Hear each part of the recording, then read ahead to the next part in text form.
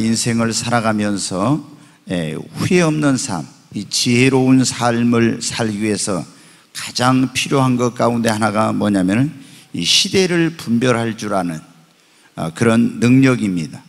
지금 내가 살고 있는 이 시대가 어떤 시대인가, 지금 내 앞에 어떤 시대가 다가오고 있는가, 이것을 분별할 수 있는 능력이 있어야 우리가 후회 없는 삶, 그리고 지혜로운 삶, 성공적인 삶을 살 수가 있습니다.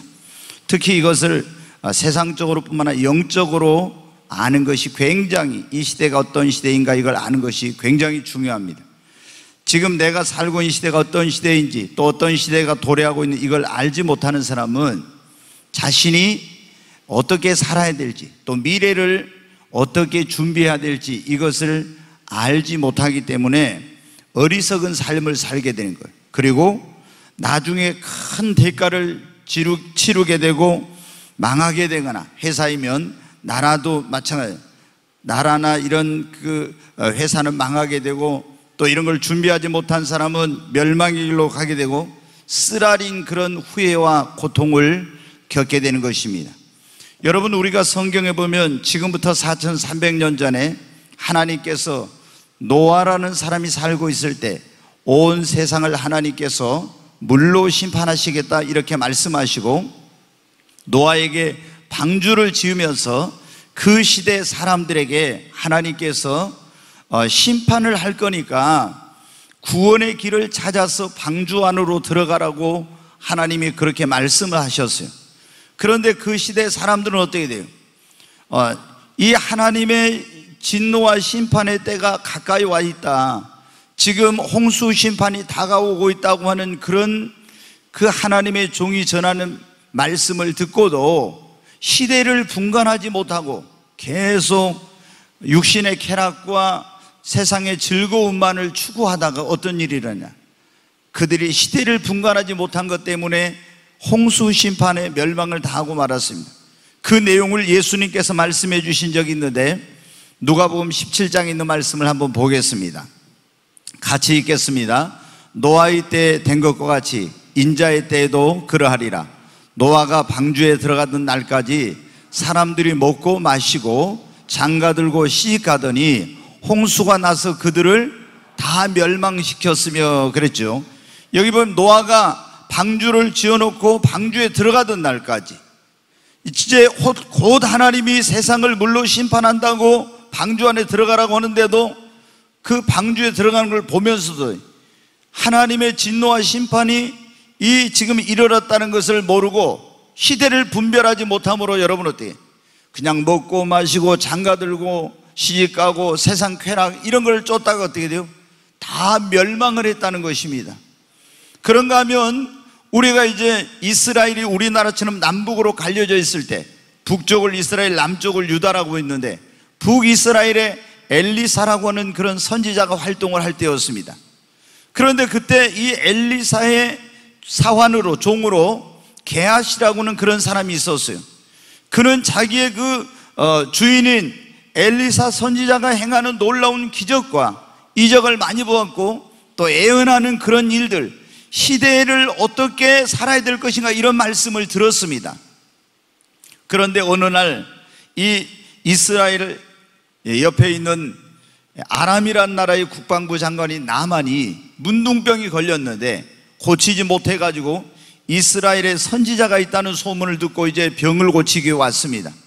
그리고 찾아온 그에게 엘리사 선지자가 너는 요단강에 가서 네 몸을 7번 잠그라, 그러면은 네가 깨끗이 나음을 얻으리라고 했어요. 그래서 그 말씀을 믿고 순종했더니 정말 문둥병이 깨끗이 고침을 받은 거예요. 그러니까 너무 감사해가지고 이 사람이 말 10필에다가 마차에다 금은 보화와 진귀한 그런 것들을 많이 싣고 왔는데 병 고침 받았으니까 어떻게 돼요? 너무 감사해가지고 이것을 엘리사 선지자에게 와서 이제 주고 가겠다고 하니까 엘리사 선지자가 내가 병 고치고 돈 받아 먹었다 이런 소리 들으면 안 되니까 그거를 거절합니다. 다시 돌아가서 당신은 하나님을 섬기기만 하라. 그런데 이 엘리사 선지자의 종인 게하시가 재물에 대한 욕심, 이런 어떤 그때 좋은 옷을 가지고 그대로 가는 것에 대한 이런 욕심 때문에 선지자 모르게 뒤에 쫓아가지고 거짓말을 해서 그 나만 장군에게 가지고 있던 은과 옷과 이런 것을 몰래 취하고 돌아왔어요. 그때 이제 이 하나님의 종인 엘리사 선지자가 한 말이 있습니다. 한번 보겠습니다. 같이 읽습니다. 들어가 그의 주인 앞에 서니 엘리사가 이르되 게하시야 네가 어디서 오느냐 하니 대답하되 당신의 종이 아무데도 가지 아니하였나이다 하니라. 엘리사가 이르되 한 사람이 수레에서 내려 너를 맞이할 때 내 마음이 함께 가지 아니하였느냐. 지금이 어찌 은을 받으며 옷을 받으며 감람원이나 포도원이나 양이나 소나 남종이나 여종을 받을 때이냐. 그러므로 나만의 나병이 내게 들어 내 자손에게 비쳐 영원토록 이르리라 하니 게하시가 그 앞에서 물러나오매 나병이 발하여 눈같이 되었더라. 아멘. 네, 26절 다시 보여주세요. 여기 이제 보면은 지금 엘리사가 그렇게 말하면 네가 수레에서 내려가지고 그 사람에게 가서 한 사람이 내려서 이렇게 할 때 내 마음에 이미 성령께서 그걸 가르쳐 주셨다. 지금이 이렇게 어찌 은을 받으며 옷을 받으며 감람원이나 포도니 양이나 소나 남종이나 여종을 받을 때냐. 여러분 어떻게 돼? 나라가 위기에 처해 있고 지금 하나님의 심판이 이 나라에 가까이 오고 있는데 시대를 분별하지 못하고 개인의 영달과 부귀영화 이런 것만을 추구하는 어리석은 삶을 살게 된 거예요. 결국에 그래서 어떻게 합니까? 나만에게 있던 문둥병이 이 게하시에게 들고 그 후손에게까지 이제 그 문둥병이 전해지는 유전되는 이런 일이 일어나고 만 것입니다. 왜? 지금 이 시대가 어떤 시대인지 시대를 분별하지 못한 것 때문에 그런 것입니다. 여러분, 우리가 사업하는 사람들도 시대를 분별을 잘해야 되겠죠. 제가 보면 어떤 때는 너무 답답한 그런 경우 있어요. 지금 이 시대에 맞지 않는 사업을 시대를 분별하지 못하고 하려고 하는 사람들, 그런 것을 하게 되면 여러분 어떻게 되겠습니까? 성공하지 못하죠. 지금 다가오고 있는 시대가 어떤 시대인지를 모르고 전혀 시대와 동떨어진 그런 어떤 사업을 구상해 봐요. 성공할 수 있겠습니까? 절대로 성공할 수 없죠. 교회도 마찬가지입니다. 진리는 변하지 않지만은 우리 교회는 옛날에 이렇게 해서 하면서 몇십 년 전에 그런 예배 방식, 찬송 이런 어떤 그 모임 형태나 이런 것들을 계속 고집하면서 만약에 장로님들이나 권사님들이 이렇게 간다면 그 교회는 쇠퇴하고 마는 거예요.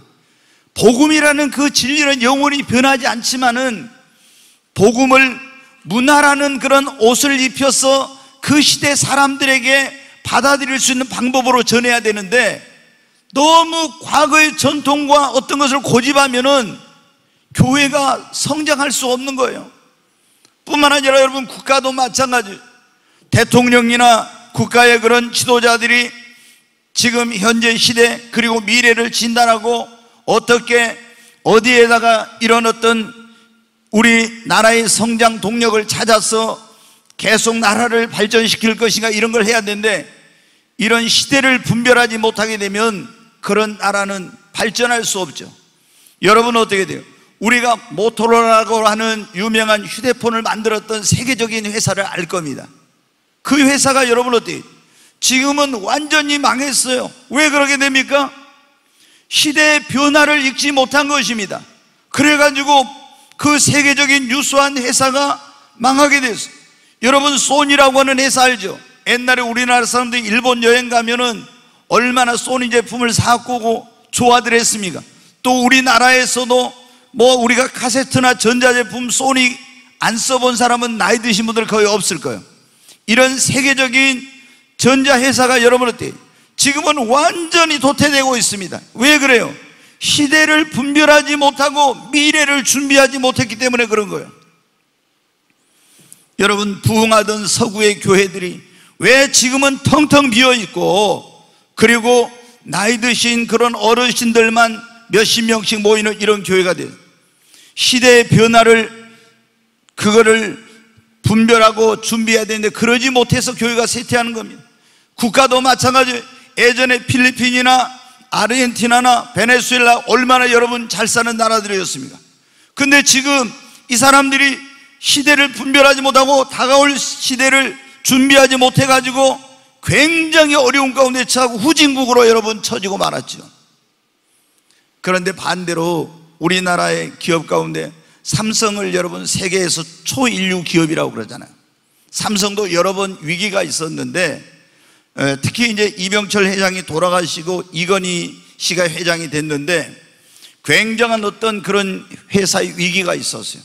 그런데 이 이건희 회장이 1993년도에 독일의 프랑크푸르트에 가서 이 프랑크푸르트 선언이라는 걸 했어요. 그때 이 시대가 지금 이런 형태로 갖고는 이 회사가 존재할 수 없겠구나, 앞으로 이 회사가 지속적으로 성장할 수 없겠구나 한 걸 깨닫고 변화와 혁신을 위한 엄청난 결단을 내립니다. 그러면서 뭐라고 하냐면 마누라와 자식 외에는 다 바꾸라. 자기 회사의 임원들의 그런 말을 해요. 마누라와 자식 외에는 전부 다 바꾸라고. 그것은 뭡니까?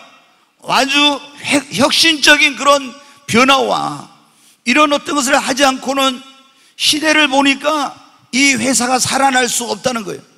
그래서 여러분은 어떻게 돼요? 신경영을 선포하고 시대를 분별하고 다가올 시대를 준비하여 변화와 혁신의 몸부림을 쳐서 여러분은 어때요? 오늘날 삼성이 세계 반도체 분야에서 최고의 초인류 기업이 된 것입니다. 여러분, 우리는 시대를 분별하는 해안을 가지고 우리의 미래, 우리의 자녀들의 미래, 그리고 우리 사업의 미래, 교회의 미래, 국가의 미래를 잘 여러분 준비해야 되는 것입니다. 여러분은 지금 우리가 살고 있는 시대를 어떤 시대인지 분별하고 있습니까? 오늘 우리가 읽은 본문의 말씀에 보면 예수님께서 천지의 기상은 분별할 줄 알면서 영적인 기상도를 분별하지 못하는 사람들을 향해서 이렇게 말씀했습니다. 외식하는 자들아, 너희가 천지의 기상은 분별할 줄 알면서 어찌 이 시대를 분간하지 못하느냐, 이렇게 주님이 책망을 했어요. 당시 여러분 유대인들은 어떻게 했냐? 서쪽에서 바람이 불어오면 그게 뭐냐면 유대 나라의 이스라엘의 서쪽은 뭐냐면 지중해가 있어요.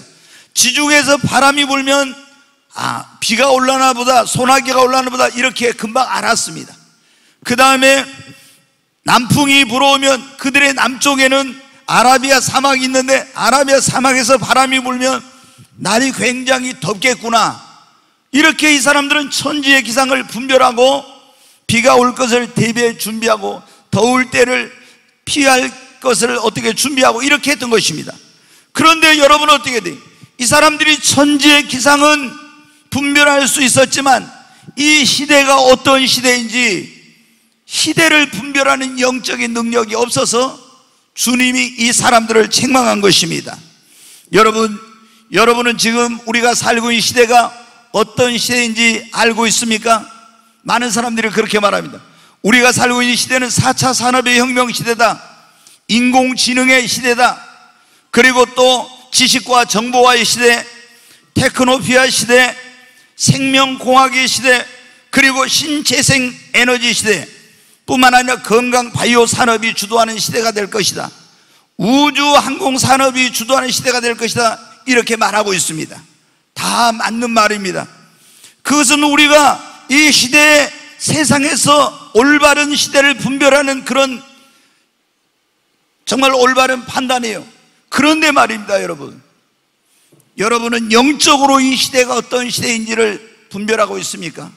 유대인들은 천지의 기상은 분별할 수 있었지만 영적인 기상도를 분별하지 못했기 때문에 예수님께 책망을 받은 거예요.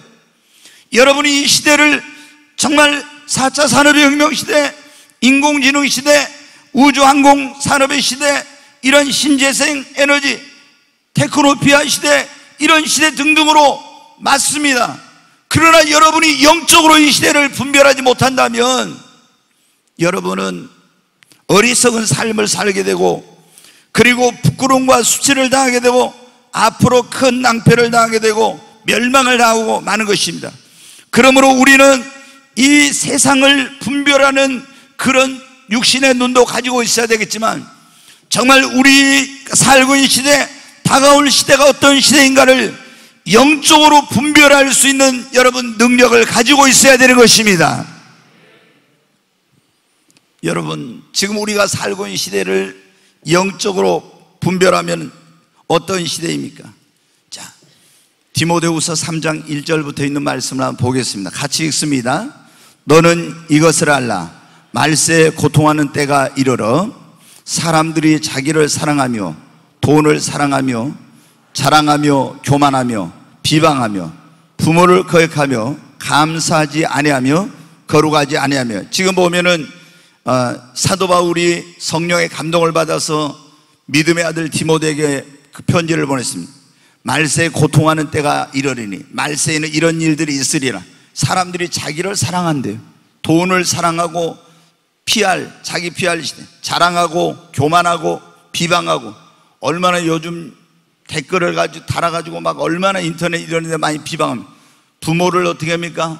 존경합니까? 이 시대에 보면 부모를 거역하고 감사할 줄 모르고 거룩하지 아니하고. 이게 전부 다 어떤 거예요? 말세의 징조입니다. 지금 우리가 살고 있는 시대는 어떤 시대냐? 영적으로 말세예요. 말세. 세상, 주님이 그랬잖아요. 말세에 고통하는 때가 이르리니. 지금 그런 징조들이 쫙 나타나고 있어요.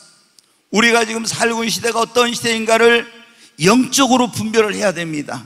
그렇기 때문에 여러분 어떻게, 자녀들이 부모님에 대한 존경심, 또 여러분 어떻게 이 시대에 어떤 그런 이 성경에서 말하고 있는 돈을 최고로 사랑하지요.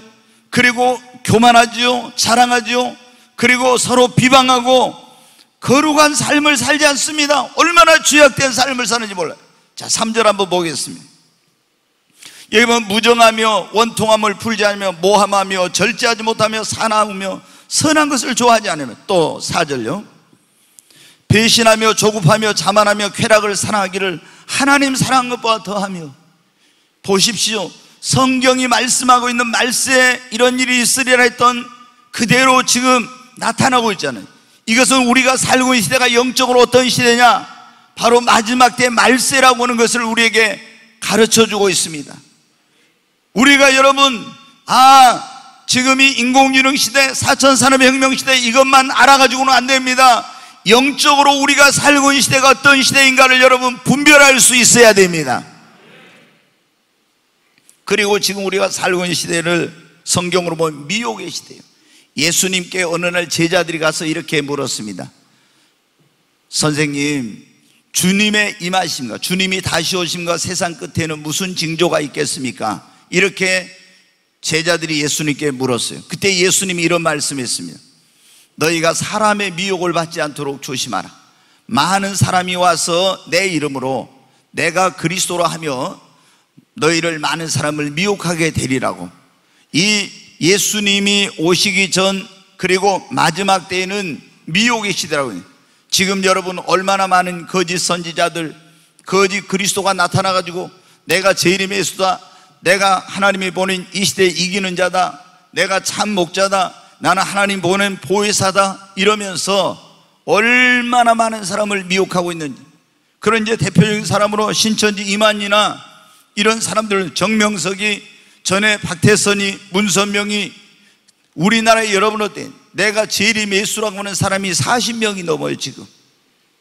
근데 이런 사람들이 얼마나 많은 사람을 미혹한, 거기에 빠져 있는 사람이, 이단에 빠진 사람이 200만이라고 이렇게 말하고 있습니다.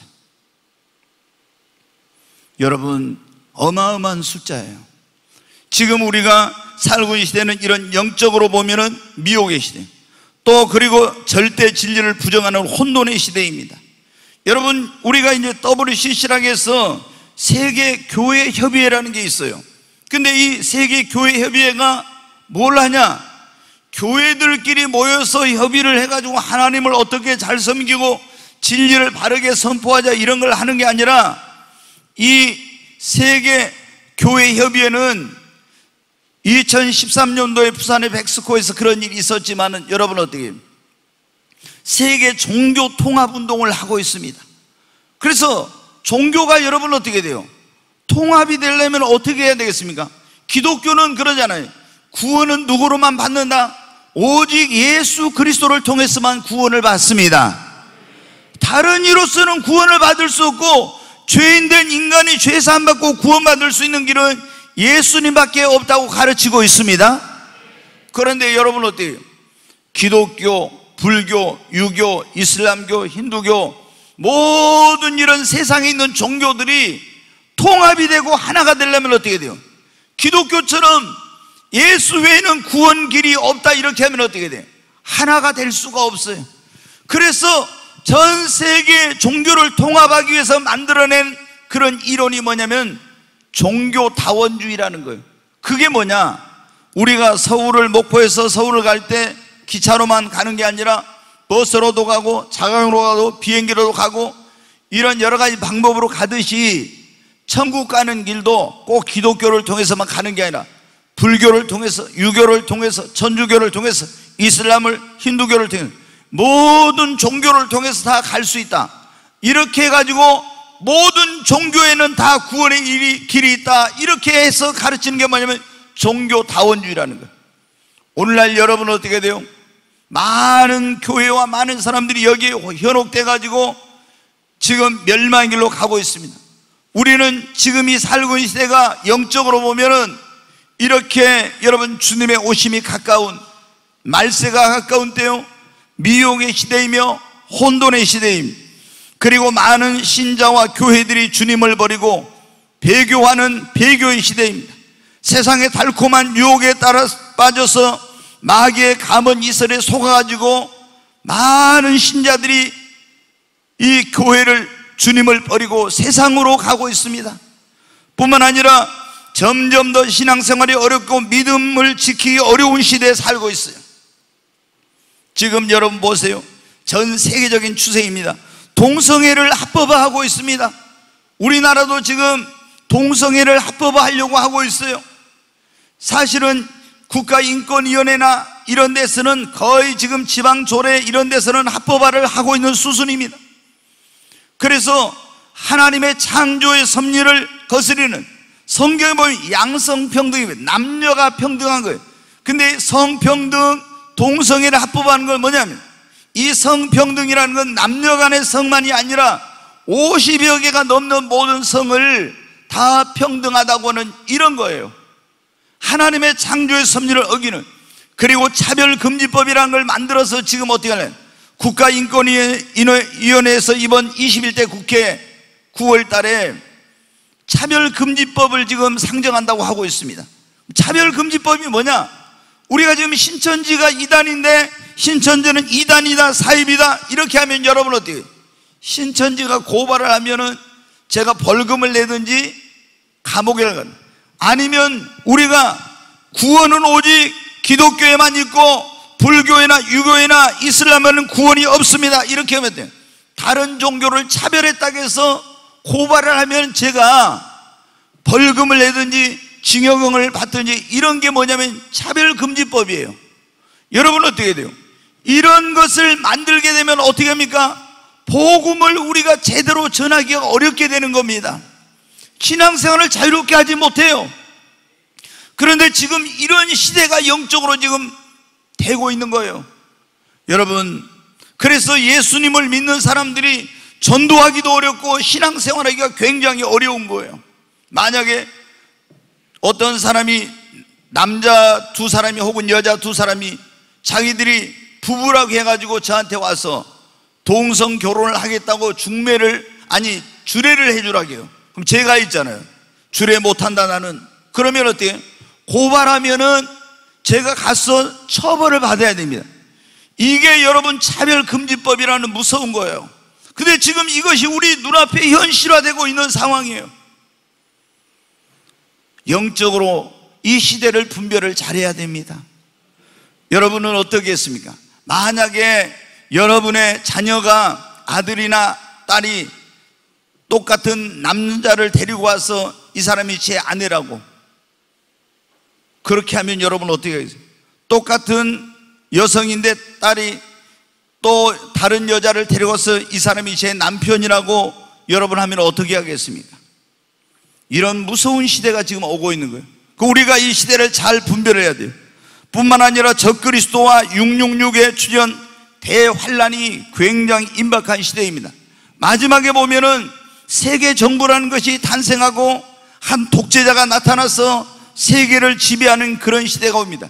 이 사람이 적그리스도인데 그 세계를 통치하는 수단 가운데 하나가 뭐냐면 이 666이라고 하는 그런 칩을 받게 하고 표를 받게 하고 그것을 가지지 않은 사람은 매매를 못하게 하는 이런 방법으로 세계를 지배하는 이런 일을 하게 된다고 성경에 2000년 전에 예언해 놨어요.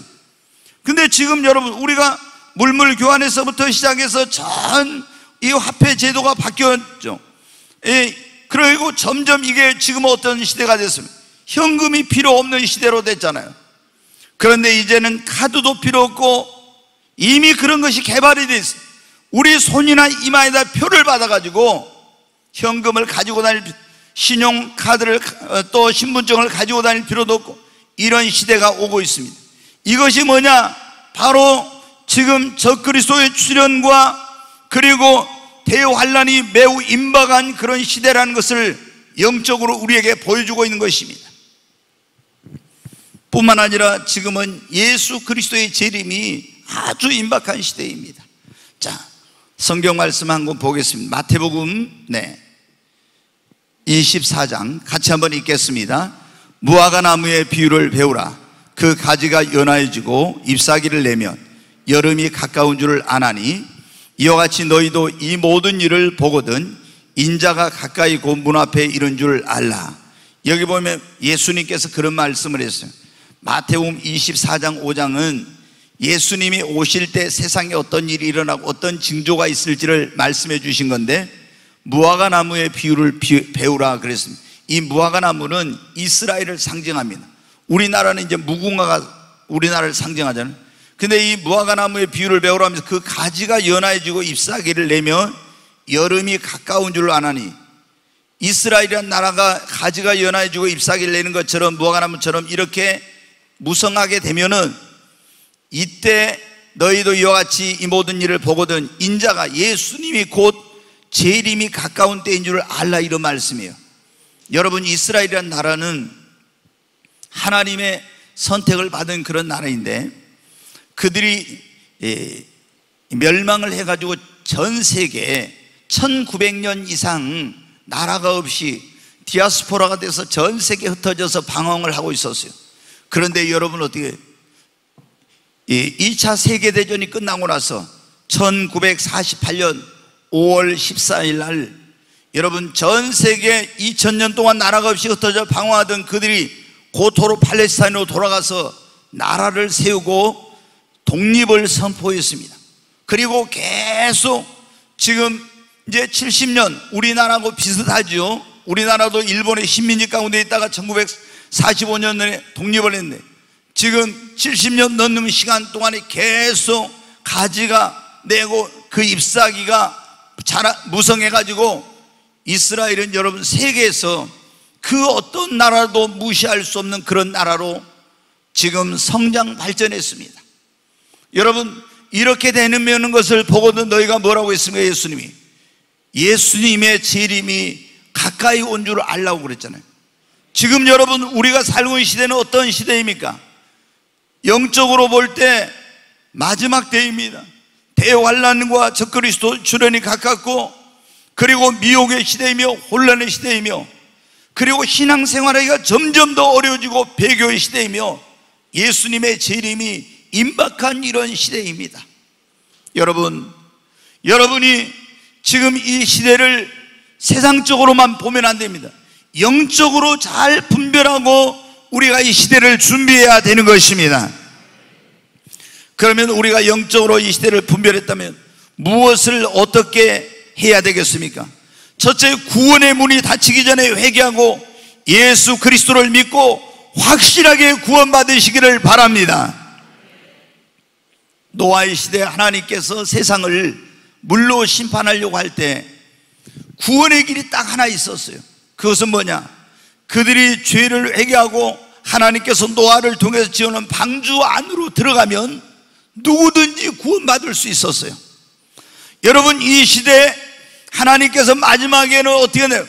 물로 심판한 것이 아니라 불로 심판한다고 했는데, 요한계시록에 보면 하나님이 불로 세상을 심판합니다.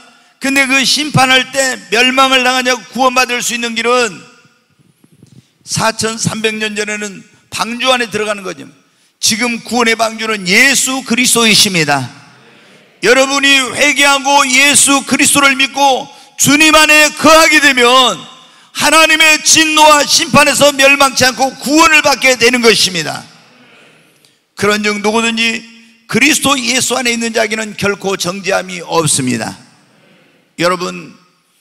여러분이 지금까지 하나님을 등지고 내 마음대로 살던 삶을 회개하고 돌이키시고 여러분을 구원하기 위해 2000년 전에 이 땅에 오셔서 여러분의 죄를 짊어지고 십자가에 죽으시고 죽은 자 가운데 삶에 부활하신 그 예수님을 여러분의 구원자와 주님으로 받아들이시기를 바랍니다.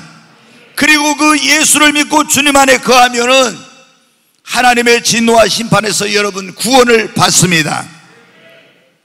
그리고 특별히 오늘 여기 여러분 가운데 아직 나는 예수 믿고 받았지만 나의 사랑하는 가족들, 부모님, 자녀들, 남편이나 형제들이 구원받지 못했다면 여러분 그분들을 교회로 인도하고 주님 앞으로 인도해서 함께 구원을 받아야 됩니다. 노아가 여러분 보십시오. 그 홍수 심판으로 멸망을 당할 때 자신만 구원받은 게 아닙니다. 자기 아내를 방주 안으로 이끌었습니다. 그리고 3명의 아들과 3명의 자부들을 다 방주 안으로 데리고 들어가서 온 가족이 구원을 받았습니다. 성경은 우리에게 뭐라고 말씀하고 있습니까? 주 예수를 믿으라, 그러면 너와 내 집이 구원을 얻으리라. 오늘 여기 계신 여러분들도 여러분의 사랑하는 사람들을 다 주님 앞으로 인도하여서 함께 이 구원의 은총을 받으시기를 주님의 이름으로 축원합니다. 그들이 예수 안에 있지 않으면, 그들이 구원받지 못하면 어떻게 되겠습니까?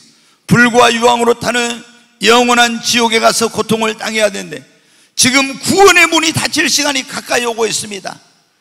보라, 지금이 은혜 받을 맘때요, 보라, 지금이 구원의 날이로다. 여러분이 구원받는 것을, 예수 믿는 걸 미루지 마시고 오늘 이 자리에 초청받아 오신 분 여러분 예수님을 믿으시기를 바랍니다. 그리고 여러분의 사랑하는 사람들을 다 주님 앞으로 인도하여 함께 구원의 은혜를 받으시기를 주의 이름으로 축복합니다. 여러분 정말 시간이 없어요. 언제 주님이 오실지 몰라요. 두 번째로 우리가 이 시대를 영적으로 분별했다면 우리는 아니라고 나태한 삶을 살지 말고 이제 정신을 차리고 근신하고 깨어서 기도하며 신앙생활해야 합니다. 네, 로마서 13장 있는 말씀을 보겠습니다. 같이 읽습니다. 또한 너희가 이 시기를 알거니와 자다가 깰 때가 벌써 되었으니 이는 이제 우리의 구원이 처음 믿을 때보다 가까웠음이라. 밤이 깊고 낮이 가까웠으니 그러므로 우리가 어둠의 일을 벗고 빛의 갑옷을 입자. 여기 보면 그렇게 나와 있잖아요. 너희가 이 시기를 알거니와. 여러분 지금 이 시기를 알고 있습니까? 우리가 영적으로 이 시기를 알고 있어요. 지금은 뭐예요? 자다가 여러분 깰 때입니다. 우리의 구원이 처음 믿을 때보다 가까웠고 밤이 깊고 세상의 마지막이 가까웠고 주님 오실 날 낮이 가까웠습니다. 그러므로 우리는 어둠의 일을 벗어버리고 빛의 갑옷을 입고 더욱 깨어서 있어야 되는 것입니다. 지금은 자다가 이 시기를 알거니와 깰 때가 벌써 되었다고 했잖아요. 그런데 영적으로 깨어나지 못하고 지금도 아니라고 나태한 가운데 이 시대가 어떤 시대인지를 모르고 그렇게 살아서는 안 되는 겁니다. 베드로전서 4장 7절 말씀을 보겠습니다. 같이 읽습니다. 만물의 마지막이 가까이 왔으니 그러므로 너희는 정신을 차리고 근신하여 기도하라고. 네, 만물의 마지막이 가까웠으니 그러므로 너희는 정신을 차리고 근신하여 기도하라고 했잖아요. 여러분 지금은 자다가 깰 때요, 정신을 차리고 근신하여 깨어서 기도할 때입니다. 왜 그러냐? 이 마지막 때는요 너무나 미혹이 많고 시험도 많고 유혹도 많고 환난도 많고 우리를 넘어지게 하려는 그런 것들이 많아요. 그런데 내가 기도하지 않으면은 시험 들게 되고, 기도하지 않으면은 미혹을 당하게 되고, 기도하지 않으면은 유혹이 올 때 못 이기고, 기도하지 않으면 환난이 올 때 못 이기는 겁니다. 그래서 우리가 이런 것을 이기려면 여러분 어떻게 근신하여 정신을 차리고 깨어서 여러분 기도해야 되는 것입니다. 그리고 지금 우리가 이 시대를 영적으로 분별했다면은 다가올 미래를, 환난의 때를 대비해서 열심히 우리가 저축을 해야 돼요. 뭘 저축해야? 한번 따라서 믿음을 저축해야 합니다. 두 번, 말씀을 저축해야 됩니다. 기도를 저축해야 합니다. 영역을 저축해야 합니다. 아멘. 여러분 성경에 보면 요셉이라는 사람이 나오죠. 근데 애굽에 풍년이 들었을 때 앞으로 흉년이 올 거라는 거 알고 어떻게 돼요? 각 성마다 창고를 많이 쳐가지고 그 풍년 들었을 때 양식을 많이 저축을 해놔요. 그러니까 그 땅에 흉년이 왔을 때 어떻게 돼요? 그 사람들이 그 양식을 많이 저축을 해놨기 때문에 멸망치 않고 다 구원을 받았어요.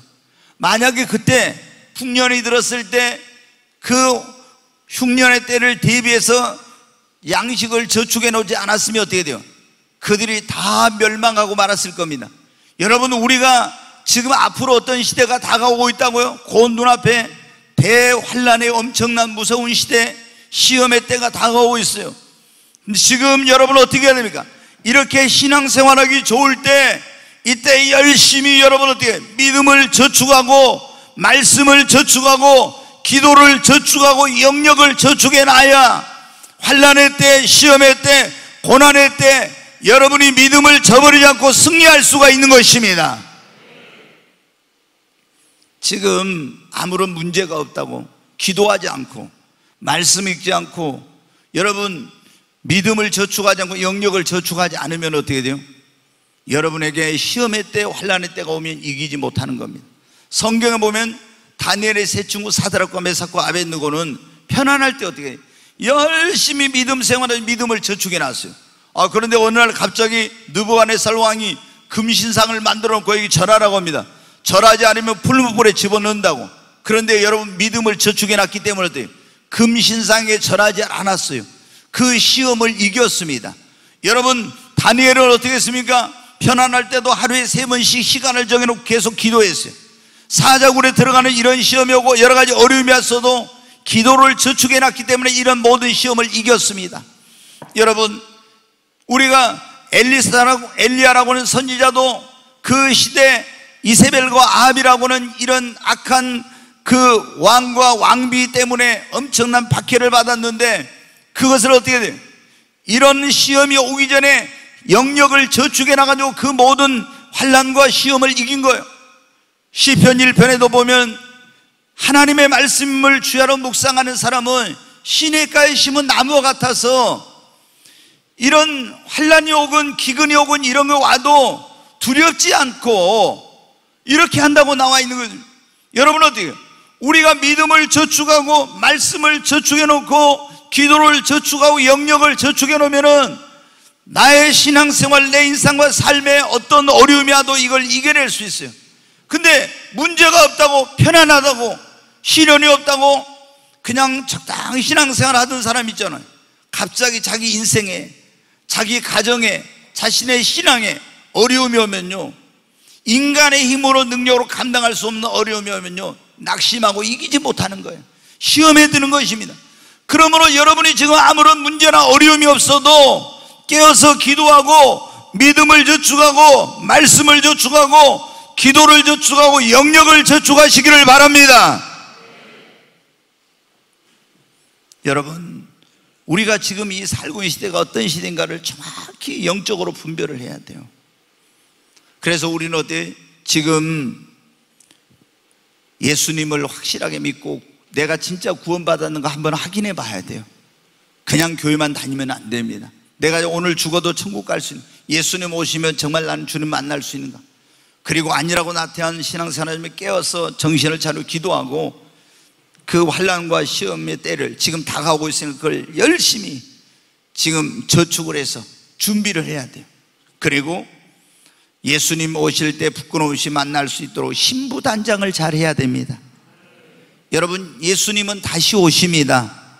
그런데 예수님이 오실 때 믿는 자들에게는 어떻게 했냐? 세상은 심판하기 위해서 오시지만 예수님은 신부인 예수를 믿는 사람을, 예수님이 신랑이 우리는 신부인데 우리를 데리러 온다고. 그래서 어린 양의 혼인잔치에 데려가기 위해서 오는데, 우리가 이 혼인잔치, 이 예수님의 혼인잔치에 신랑 대신 예수님과 함께 들어가려면 신랑 대신 예수님을 맞을 준비를 여러분 잘 해야 됩니다. 자, 마태복음 25장 한번 보겠습니다. 같이 읽겠습니다. 그때 천국은 마치 등을 들고 신랑을 맞으러 나간 10 처녀와 같다 하리니 그 중에 5은 미련하고 5은 슬기 있는지라. 미련한 자들은 등을 가지되 기름을 가지지 아니하고 슬기 있는 자들은 그릇에 기름을 담아 등과 함께 가져갔더니 신랑이 더디옴으로 다 졸며 잘세. 밤중에 소리가 나되 보라 신랑이로다 맞으러 나오라 하매 이에 그 처녀들이 다 일어나 등을 준비할세. 미련한 자들이 슬기 있는 자들에게 이르되 우리 등불이 꺼져가니 너희 기름을 좀 나눠달라 하거늘 슬기 있는 자들이 대답하여 이르되 우리와 너희가 쓰기에 다 부족할까 하노니 차라리 파는 자들에게 가서 너희 쓸 것을 사라 하니 그들이 살아간 사이에 신랑이 오므로 준비하였던 자들은 함께 혼인잔치에 들어가고 문은 닫힌지라. 아멘. 예수님께서 신랑으로 오실 때 우리가 신랑 대신 예수님을 만나서 혼인잔치에 들어가려면 어떻게 해야 될지를 비유를 통해서 말씀해 주셨어요. 여기 보면 10 처녀가 신랑을 기다리고 있어요. 5은 미련하고 5은 슬기 있는데, 신랑이 올 때 신랑을 만나려면 어떻게 등과 함께 기름을 준비하고 있어야 되는데, 슬기 있는 자들은 등과 함께 기름을 준비하고 신랑을 맞이할 준비를 하고 기다리고 있는데, 미련한 자들은 등에다 기름이 준비가 안 돼 있는 거예요. 그런데 보라 신랑이로다 맞으러 나오라니까 그때 신랑을 맞으러 나가는데 이 미련한 처녀들이 보니까 어떻게 돼요? 등에 기름이 다 떨어져가지고 불이 꺼져가는 거예요. 그래서 슬기 있는 자들이 가서 너희의 기름을 나눠달라고 하니까 너희에게 나눠주다 보면은 너희와 우리가 다 쓰기에 부족할까 하노니 차라리 파는 자들에게 가서 사주거라. 근데 신랑이 와버렸어요. 등과 함께 기름을 준비했던 슬기로운 5 처녀만 혼인잔치에 들어가고 문이 닫히고 미련한 5 처녀는 이 혼인잔치에 못 들어갔다는 그런 주님의 말씀이에요.